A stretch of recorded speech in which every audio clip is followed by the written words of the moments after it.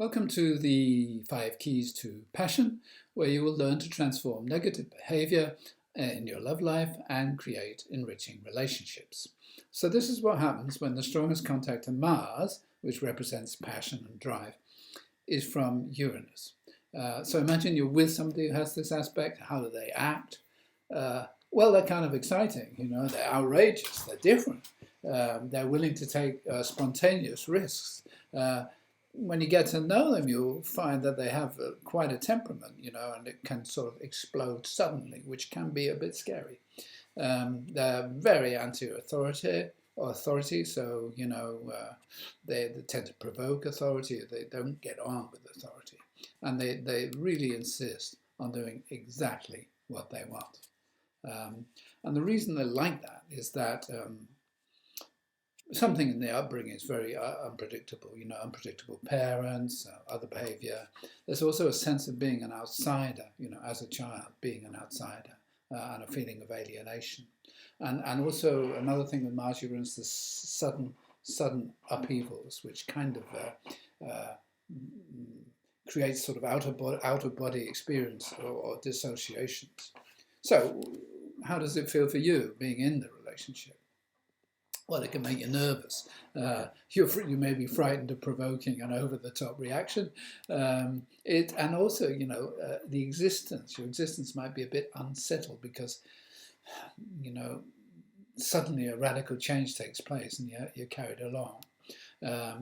Sexually, there may be sort of some strangeness, slightly kinky, but on the other hand,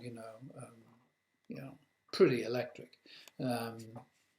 If you get these explosive situations arising, you don't want to provoke the person. Best just to leave the scene and wait till it blows over. It's all right.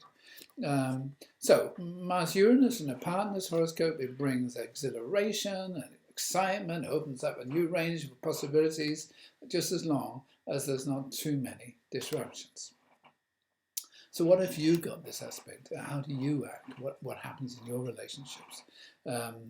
First of all, you pretty much want to work as an independent agent. It's not very nice working for other people with this one. You might like extreme sports, anything that goes fast. And one of the things you really won't like is anybody telling you what to do, authorities, restrictions. And if you get that too much, you might sort of find yourself exploding. Exploding, when you kind of know it's coming, but you cannot stop it. It just comes. Or, sometimes, especially females have this aspect might provoke explosive behavior in the partner. And in the long run, if you do this kind of thing, you can damage the relationship because it's like too much, it burns out. There's a kind of short circuit taking place. So if you find yourself getting bored and then getting provocative because you want something to happen, you'll need to control that. And it might be because you had a father or a brother or some other male in your life as a child who was very unpredictable, frighteningly unpredictable. And as a result, it led you to decide never to let anybody dictate anything to you.